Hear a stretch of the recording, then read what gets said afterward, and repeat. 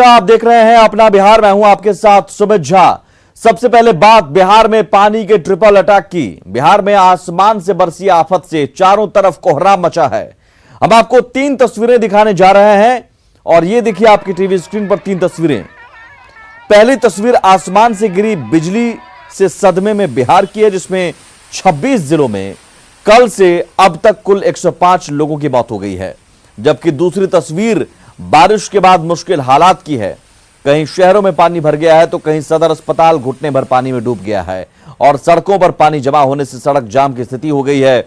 वहीं तीसरी तस्वीर बाढ़ के खतरे की है, जिसमें भारी बारिश और खासकर नेपाल में हो रही बारिश से बिहार की अधिकांश नदियां उफान पर हैं और कई जगहों पर कटाव के साथ तटबंधों पर दबाव बढ़ता जा रहा है, जिससे बाढ़ का खतरा मंडराने लगा है।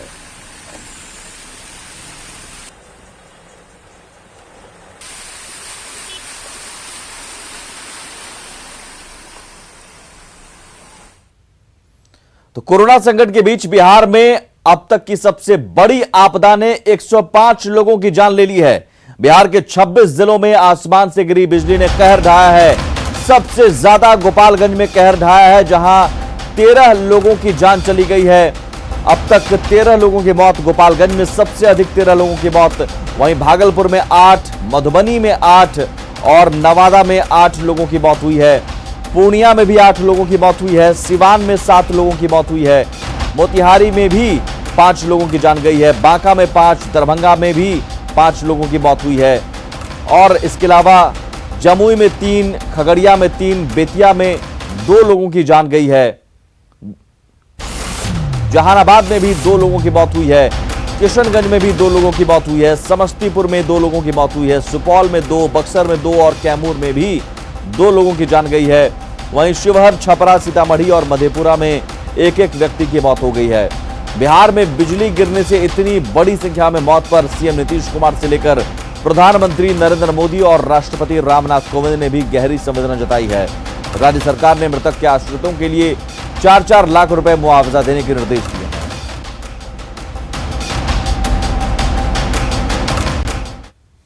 मौत की बिजली के बाद अब जरा मुसीबतों की बारिश की बात कर लेते हैं। राजधानी पटना के पौष इलाके चिड़ैयाटाड़ पुल पर भीषण जाम लग गया है। घंटे भर की बारिश में ही नालियों का यह हाल हो गया कि पूरा जाम हो गया। सड़क पर नाली का पानी आ गया है और पानी सड़कों पर जमा हो गया है। वहीं पटना के करबिगहिया इलाके में भी घुटने भर पानी जमा हो गया है, जबकि लगातार हो रही बारिश से लोगों की परेशानी बढ़ती ही जा रही है।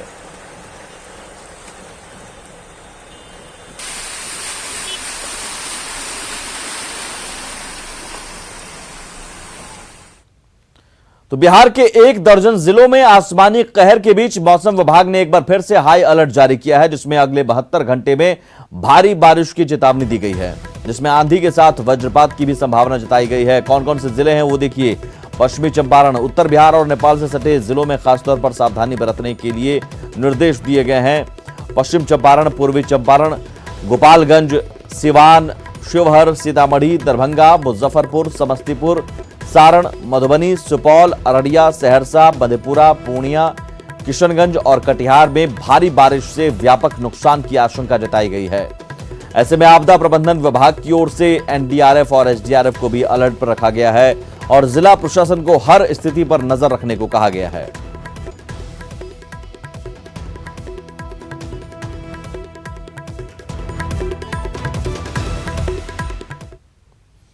इधर स्मार्ट सिटी के लिए चयनित भागलपुर में 2 दिनों से मूसलाधार बारिश हो रही है, जिसके कारण भोलानाथ पुल, बौंसी पुल समेत कई स्थानों पर लोगों को जलजमाव जैसे हालात का सामना करना पड़ रहा है। जाम की समस्या के बाद नाले के गंदे पानी के बीच जान जोखिम में डालकर लोग गुजरने को मजबूर हैं। भोलानाथ पुल के पास जलजमाव और लोगों की परेशानी का जायजा लिया हमारे सहयोगी राहुल ठाकुर ने। भागलपुर केंद्र सरकार द्वारा स्मार्ट सिटी के लिए चयनित बिहार झारखंड का पहला शहर, लेकिन किस तरह की नियति है साफ समझा जा सकता है। किस तरह से जल जमाव की समस्या भागलपुर में है, इसको देखिए। यह भोलानाथ पुल का इलाका है, जो न केवल एक रोड है बल्कि यह दक्षिण के इलाकों की लाखों आबादी को जोड़ने का काम करती है। लोगों के आवागमन का एकमात्र यही रास्ता है और इसी रास्ते से होकर जो है लोग आना जाना करते हैं। लेकिन किस तरह से बारिश के बाद गाड़ियों का परिचालन होता है सहज समझा जा सकता है। कहीं ना कहीं कह सकते हैं कि लोग जान को जोखिम में डालकर जो है यहाँ इस जो है नाला का जो गंदा पानी है उसको क्रॉस करने के लिए विवश रहते हैं। हम यहाँ कुछ जानने की भी कोशिश करते हैं। सो सर, किस तरह की परेशानी होती है? बहुत ज़्यादा दिक्कत हो रही है बरसात में, क्योंकि कितना दिक्कत होता है यहाँ आने जाने में? आने जाने में काफ़ी मतलब कि भीड़ भाड़ का सामना करना पड़ता है। जाम की स्थिति बनी हुई रहती है अक्सर, ये पानी की वजह से। सर, किस तरह की परेशानी हुई? परेशानी सर यहाँ बारिश में हमेशा होती रहती है। थोड़ी सी बारिश होती है यहाँ पे पानी जमा हो जाता है। ये एक बार की समस्या आज की नहीं है, ये हमेशा पिछले जब से भागलपुर का स्मार्ट सिटी बनने के बाद भी यही स्थिति है। स्मार्ट सिटी, ये स्मार्टनेस ऐसा है कि देख लीजिए आप लोग। मतलब कह सकते हैं स्मार्ट के नाम पर स्मार्ट, हाँ वही स्मार्ट सिटी है। ये है भागलपुर स्मार्ट सिटी। कहने के लिए स्मार्ट है, लेकिन कितना स्मार्ट है सहज अनुमान लगाया जा सकता है। और लोग जो है इस तरह नाले के गंदे पानी से होकर जाने के लिए विवश हैं। सही कैमरामैन राजीव सिंह के साथ राहुल, न्यूज़ 18 भागलपुर। और वहीं सासाराम की बात करें तो लगातार बारिश से सासाराम के कई इलाकों में जलजमाव हो गया है। सासाराम के सदर अस्पताल के परिसर में घुटने भर पानी भर गया है। मरीज पानी में ही किसी तरह आ जा रहे हैं। वहीं डॉक्टरों को भी परेशानी हो रही है। ये पूरा तालाब का जैसा नजारा है सासाराम के सदर अस्पताल का। कोरोना काल में जहां सभी से स्वच्छता अपनाने की अपील की जा रही है, ऐसी स्थिति में इस अस्पताल परिसर की जलजमाव की स्थिति देख आप समझ सकते हैं कि स्थानीय प्रशासन स्वच्छता के प्रति कितना संजीदा है। जबकि इस अस्पताल में 2-2 आइसोलेशन वार्ड बनाए गए हैं। सिविल सर्जन ऑफिस से लेकर बच्चों को इलाज के लिए एसएनसीयू तक पानी ही पानी है। सिविल सर्जन की माने तो पंपिंग सेट लगाकर पानी को निकालने का इंतजाम किया जा रहा है। हम लोग के पास एक पंपिंग सेट है, वो सेट को तो यूज़ करते हैं। ज़रूरत पड़ने पर और भी पंपिंग सेट खरीदने का हम लोगों ने विचार किया हुआ है और नगर निगम से भी इसमें सहायता देने का कष्ट किया है। इस तरह से हम लोग जल जमाव माने परमानेंट तो ये नहीं हुआ, ये टेम्प्रोरी मेथड हुआ, क्योंकि ये मॉडर्न हॉस्पिटल बनने जा रहा है। अब जब मॉडर्न हॉस्पिटल बनेगा तो उसमें ये जल जमाव की स्थिति जो होती है उससे निदान के लिए निश्चय ही कुछ न कुछ किया जाएगा। यही सोच के अभी हम लोग जो है टेम्प्रोरी मेथड से जल जमाव को कम करने की व्यवस्था कर रहे हैं। पटना में लगातार हो रही बारिश के बीच नगर निगम और सरकार का सिस्टम किस तरह से मुस्तैद है, इसकी बानगी भी आपको दिखाते हैं। पिछले साल की तरह इस बार जलजमाव और बाढ़ जैसी स्थिति पैदा ना हो, इससे निपटने के लिए सरकार किस तरह से अपनी तैयारी कर रही है, इसकी न्यूज़ 18 ने पड़ताल की। पटना के कंकड़बाग, राजेंद्र नगर और खासकर भीड़ भाड़ वाले इलाके नाला रोड की तस्वीर बेहद हैरान करने वाली थी। सड़क के बीचों बीच कई गड्ढे खोद दिए गए हैं। बारिश के बीच पटना के कई इलाकों में गड्ढे खोदकर नालों का निर्माण कार्य चल रहा है। सबसे ज्यादा खराब हालात नाला रोड के हैं, जहां पिछले 20 दिनों से सड़क के बीचों बीच कई गड्ढे खोदे गए हैं, जिससे न सिर्फ जाम की स्थिति है बल्कि हर रोज लोग इस गड्ढे में गिर भी जाते हैं। और उससे भी ज्यादा बुरे हालात उन दुकानदारों की है जिन पर कोरोना की मार पड़ी और अब सिस्टम की मार पड़ रही है। नाला रोड जाकर जायजा लिया न्यूज़ 18 संवाददाता अमित सिंह ने। मौसम विभाग के मुताबिक पटना और पूरे बिहार में भारी बारिश, अत्यधिक बारिश होने की संभावना है। ऐसे में पटना शहर किस हालत में है ये भी दिखाना ज़रूरी है। इस वक्त हम हैं पटना के नाला रोड इलाके में। हम एक तस्वीर दिखाते हैं आपको। देखिए किस तरीके से ये जो जाम लगा हुआ है ये नाला रोड की तस्वीर है, और दूसरी तरफ एक तस्वीर देखिए किस तरीके से गड्ढे खोदे गए हैं। और ये गड्ढे इसलिए खोदे गए हैं सरकार के मुताबिक कि बारिश का पानी यानी पिछले साल जिस तरीके से जल जमाव की स्थिति थी उससे मुक्ति पाने के लिए ये गड्ढे खोदे गए हैं। नाले का निर्माण हो रहा है, लेकिन देखिए किस तरीके से बेहद खतरनाक स्थिति में नाला रोड है। नाला रोड यानी सबसे भीड़ भाड़ वाला इलाका, जहां सबसे ज़्यादा व्यावसायिक संस्थानें हैं, जहां पर फर्नीचर का सबसे बड़ा मंडी, सबसे बड़ा बाजार है। लेकिन तस्वीर देखिए, जहां तक आपकी नजर जाएगी यहाँ पे हर तरफ गड्ढे ही गड्ढे आपको दिखाई पड़ेंगे। और ये तस्वीरें बताती है किस तरीके से सरकार, जिला प्रशासन और नगर निगम की पोल खुल रही है। हमारे साथ जो दुकानदार हैं, इस इलाके से ताल्लुक़ रखते हैं, जो फर्नीचर की दुकान है इन लोगों की। भाई साहब क्या नाम है आपका? मेरा नाम नरेश कुमार है। नरेश कुमार जी, ये बताइए कि गड्ढा खोदा हुआ है, कैसे आप लोग का दुकान बिजनेस चल रहा है? एकदम बिजनेस नहीं चल रहा है, एकदम गड़बड़ है। यहाँ ग्राहक के आना जाना भी बहुत काफ़ी मुश्किल हो रहा है। इसे भी पूछ लीजिए। क्या बहुत दिक्कतें होती होंगी ऐसे में? तो जी सर, बिल्कुल बिल्कुल बहुत दिक्कत होती है, बहुत सारी दिक्कत होती है। तो ये दुकानदार है, ये बता रहे हैं कि बहुत सारी दिक्कतें होती है। और आप तस्वीरें देखिए किस तरीके से पूरे सड़क को गड्ढे ही गड्ढे आप यहाँ करके रख दिया गया है सरकार की तरफ से। मजबूर है हम, और जिस तरीके से जिला प्रशासन काम कर रही है, लगातार बारिश हो रही है, हम बारिश में भीग रहे हैं। और ये तस्वीरें इसलिए भी दिखाना जरूरी है कि किस तरीके के हालात हैं पटना के नाला रोड की। और न सिर्फ पटना का नाला रोड बल्कि पटना के कई इलाकों में, चाहे वो कंगरबाग का इलाका हो, राजेंद्र नगर का इलाका हो, कई जगहों पर इसी तरीके से गड्ढे खोदे गए हैं। और ये तस्वीर जिला प्रशासन, नगर निगम और सरकार के उन दावों की पोल खोल रही है कि आप भारी बारिश से बचने के लिए, जल जमाव से बचने के लिए, लोगों के लिए राहत के लिए ये गड्ढे खोद रहे हैं। लेकिन क्या इस बारिश में गड्ढा खोदने की जरूरत थी? ये सवाल बहुत मौजू है और इस सवाल का जवाब सरकार और जिला प्रशासन को देना होगा कि आखिर ऐसी नौबत क्यों आती है कि आप बरसात के समय में ही ऐसे गड्ढे खोदते हैं। और इन सवालों का जवाब हम सरकार से भी जानेंगे। और ये सबसे बड़ी बात ये भी है कि आखिर किस तरीके के हालात में सरकार काम करती है, गड्ढे किस तरह खोदे गए हैं। और ये सवाल का जवाब हम सरकार के बड़े अधिकारी हैं उनसे भी जानेंगे, जो मंत्री हैं उनसे भी जानेंगे। कैमरा पर्सन अभिषेक के साथ अमित कुमार सिंह, न्यूज़ 18 पटना। पिछले साल बारिश से आई बाढ़ की वजह से पटना का गोला रोड इलाके के लोग 2 महीने तक घरों में कैद रहे, लेकिन इस बार भी लोगों की परेशानी खत्म नहीं हो सकी है। जल जमाव न हो इसे लेकर नाले का निर्माण शुरू जरूर हुआ, लेकिन जब मानसून आया तब आलम यह है कि बारिश में अधूरे नाले की खुदाई कर वहां काम ठप है, मजदूर गायब हैं और फिर इलाके के लोग दहशत में हैं। जायजा लिया न्यूज़ 18 संवाददाता रजनीश कुमार। नगर निगम और नगर परिषद के रवैये को देखकर शायद आप भी हैरान हो जाएंगे कि अब बारिश जब शुरू हो गई है, जब मानसून नजदीक आ गई थी, उसके बाद नाले की खुदाई शुरू होती है। ये देखिए आप, ये नाला वही है जहां पर डैम बनाने की बात कही जा रही है, यानी गोला रोड, महावीर कॉलोनी, तमाम जो इलाके के लोग हैं, जहां पिछली बार भारी बारिश की वजह से लोग 2 माह तक हाउस अरेस्ट रहे थे, जिसके बाद इस बार देख सकते हैं कि लोगों की मांग पर नाले की उड़ाही जरूर की गई है, नाले की खुदाई हुई है कि ये बताया गया कि ये डैम बन रहा है। और देखिए पिछले 10 दिन पहले इस नाले की खुदाई होती है, लेकिन अब भारी बारिश की वजह से काम बंद हो जाता है और लोग फिर से इस बार डरे सहमे हैं। हम बात करते हैं, महावीर कॉलोनी के लोग हमारे साथ मौजूद हैं कि इस बार फिर से एक डर सता रहा होगा आपको। हाँ बिल्कुल, मतलब बारिश का मौसम शुरू होने के बाद काम लगा है।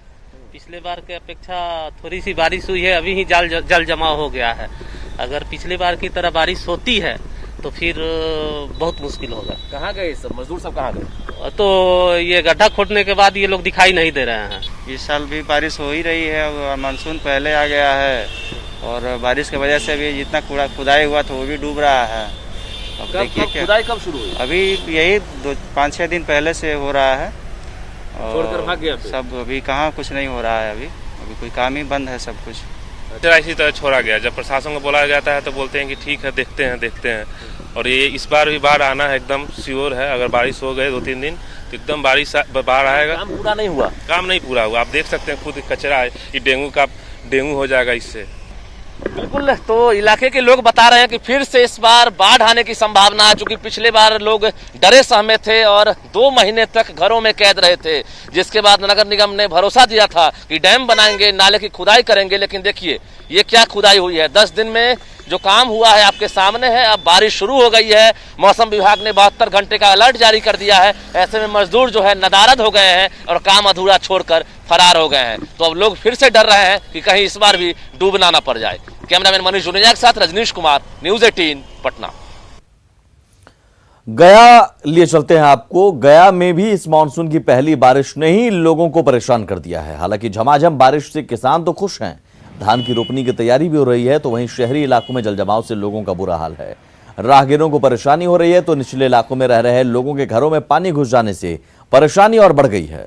जायजा लिया मौके का संवाददाता अरुण चौरसिया ने।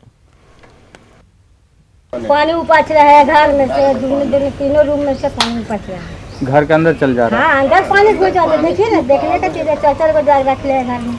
ये तो सरकारी क्वार्टर है ना? हाँ, सरकारी क्वार्टर। गया में बीती रात से लगातार बारिश हो रही है। इस बारिश से जिले के किसान काफ़ी खुश हैं, क्योंकि उन्हें काफ़ी दिनों से इंतजार था इस तरह की बारिश का। चूँकि उत्तर बिहार में बारिश कुछ दिन पहले भी अच्छी हुई थी, लेकिन गया समेत आसपास के इलाके में अच्छी बारिश नहीं हुई थी। बीती रात से जब बारिश हो रही है तो इस इलाके में अब जो धान की रोपनी होनी है उसको लेकर किसान तैयारियां शुरू कर देंगे। हालांकि इस बारिश से जहां किसानों को खुशी है, वहीं शहर के कई इलाकों में जल जमाव हो गया है। शहर के दुर्गाबाड़ी, एपी कॉलोनी समेत कई ऐसे मोहल्ले हैं जहां भीषण जल जमाव है, जहां के लोग काफ़ी परेशान हैं। ये बारिश अभी भी जारी है और इस बारिश से किसान खुश हैं। हालांकि कुछ लोगों को जल जमाव की वजह से दिक्कत जरूर हो रही है। सहयोगी बिपिन के साथ अरुण चौरसिया, न्यूज़ 18 गया। गोपालगंज में कल आसमान से बिजली गिरने से 13 लोगों की मौत हो गई, जबकि 6 लोग गंभीर रूप से झुलस गए, जिन्हें सदर अस्पताल में भर्ती कराया गया है। प्रशासन की तरफ से मृतक के परिजनों को 4-4 लाख रुपए मुआवजा देने की प्रक्रिया भी शुरू हो गई है। वहीं आज भी जिले में भारी बारिश और बिजली गिरने को लेकर अलर्ट जारी किया गया है। गोपालगंज में कल गुरुवार को बिजली गिरने से 13 लोगों की मौत हो गई, 6 लोग गंभीर रूप से घायल हो गए। सभी घायलों को गोपालगंज सदर अस्पताल में भर्ती कराया गया, जहां उनकी हालत आज भी नाजुक बनी हुई है। आज देखेंगे कि आज का जो मौसम है वो भी काफ़ी यहाँ पर जो मौसम है वो बिगड़ा हुआ है, और बताते हैं लोग कि यहाँ पर भारी बारिश की संभावना है। मौसम विभाग ने भी अलर्ट जारी किया है। गोपालगंज जिला प्रशासन के द्वारा भी एक एडवाइजरी जारी की गई है कि लोग ज़रूरी पड़ने पर ही घरों से बाहर निकलें। यहाँ पर भारी बारिश की संभावना है। गोपालगंज में जो गंडक नदी है, गंडक का भी जलस्तर बढ़ा हुआ है, और गोपालगंज जिला प्रशासन लगातार अपील कर रहा है। गोपालगंज डीएम ने अपील किया है कि लोग जरूरी काम पड़ने पर घरों से बाहर निकलें, जब जरूरी ना हो तो बाहर ना निकलें, क्योंकि अगले 72 घंटे का गोपालगंज के लिए काफ़ी अहम है।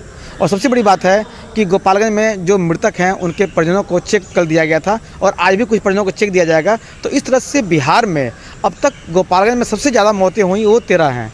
तो आज वैसी घटना न हो, उसकी पुनरावृत्ति न हो, इसके लिए गोपालगंज जिला प्रशासन लोगों से लगातार अपील कर रहा है।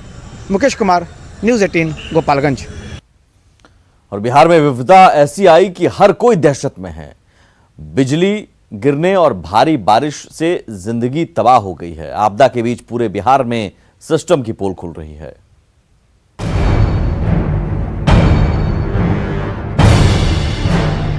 बिहार में वज्रपात और लगातार हो रही भारी बारिश लोगों पर कहर बनकर टूटी है।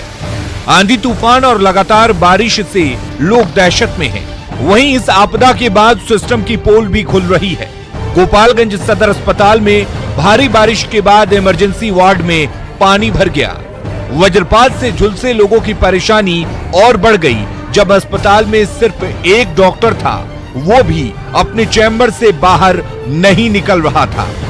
अभी इलाज शुरू होता उसके पहले ही बिजली चली गई, ऊपर से जनरेटर का भी इंतजाम नहीं था। भागलपुर में मूसलाधार बारिश के दौरान पुलिस की एक जीप भोलानाथ पुल के पास जमे पानी में फंस गई और उसके बाद गाड़ी स्टार्ट नहीं हुई। बाद में पुलिस की दूसरी गाड़ी आकर उसे रस्सी के सहारे खींचते हुए बाहर निकाली। इस दौरान खराब गाड़ी में ही पुलिस के अधिकारी और महिला जवान बैठे रहे। वहीं किशनगंज रेलवे विभाग के ड्रेनेज सिस्टम फेल होने के बाद पूरा रेलवे कॉलोनी जलमग्न हो गया।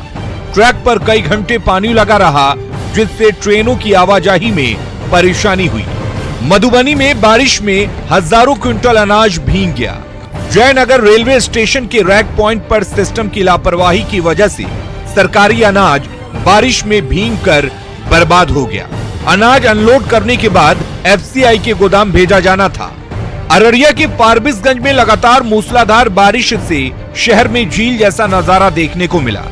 बारिश के बाद फारबिसगंज नगर परिषद की तैयारियों की पोल खुल गई। बेतिया में भारी बारिश से शहर में जल जमाव की स्थिति पैदा हो गई।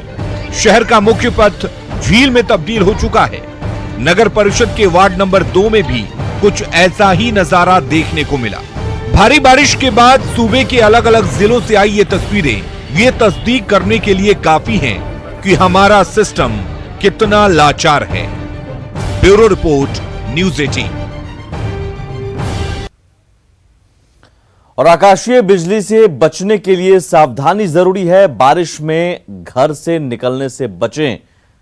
न्यूज़ 18 पर बिजली का अलर्ट भी हम लगातार देंगे, लेकिन बिजली से बचने के लिए उपाय क्या क्या हैं ये हम आपको बता रहे हैं। बारिश में आप जरूरी ना हो तो घर से ना निकलें। बड़े पेड़ों के नीचे खड़े ना हो जब बारिश हो रही हो।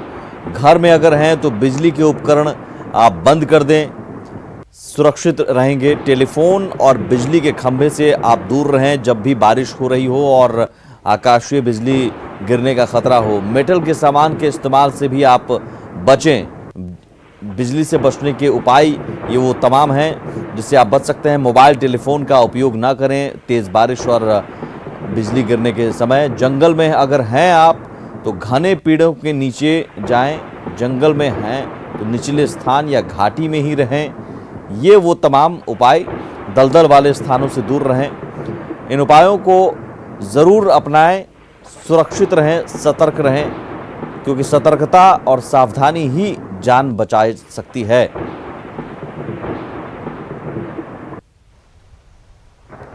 और न्यूज़ 18 पर बिजली का अलर्ट। दरअसल बिजली गिरने से अब नहीं किसी की जान जाएगी। बिजली गिरने से पहले ही न्यूज़ 18 को जानकारी मिलेगी और ये जानकारी हम करेंगे आपके साथ साझा। बिहार में कहां-कहां आकाशीय बिजली गिरेगी, कहां किन जिलों में, आपके इलाकों में तो कहीं आकाशीय बिजली नहीं गिरने वाली है, ये हम आपको बताएंगे। ये जानकारी हम करेंगे आपके साथ साझा। 30 मिनट पहले न्यूज़ 18 को जानकारी मिलेगी और 30 मिनट पहले ही न्यूज़ 18 आपको अलर्ट करेगा। इसके लिए बस आपको करना है न्यूज़ 18 बिहार झारखंड की स्क्रीन पर नजर रखना है।